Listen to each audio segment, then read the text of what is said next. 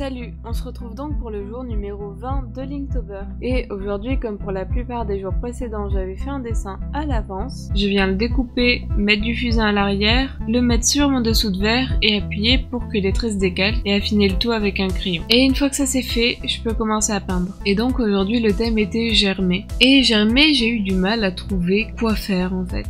J'avais plein de petites idées, mais je voulais pas faire trop terre à terre. Je voulais pas juste dessiner une petite plante qui est en train de pousser. Disons que c'était mon idée de dernier recours, mais j'avais pas envie de faire ça. Et depuis le début de Linktober, ce que j'ai essayé de faire, c'est de m'entraîner à dessiner et à peindre des mains. Et du coup, je me suis dit, est-ce que je pourrais pas insérer une main avec le mot germer? Et j'avoue que main et germer, c'est quand même assez éloigné. Et du coup, je me suis dit, si je faisais une main avec des plantes qui seraient en train de germer dans la main. Et j'aimais beaucoup cette idée parce que à la fois, c'était un peu glauque, si on veut, mais c'était aussi assez poétique, je trouve. Et je trouvais qu'il y avait quelque chose d'assez paradoxal avec cette plante qui est en train de déchiqueter le corps, en train de la percer, et ces petites fleurs aussi. Et donc je me suis lancée dans ça. Et vraiment j'adore cette idée-là, je pense que je la reprendrai pour faire un dessin en plus grand ou une peinture en plus grand. Parce que c'est vrai que sur 7 cm de long, ça ne met pas forcément énormément en valeur, même si j'aime beaucoup la peinture. Donc si j'ai l'occasion, je le reprendrai en plus grand. Mais en tout cas, ce thème m'inspirait pas du tout au début, et finalement j'ai fait quelque chose que j'aime beaucoup.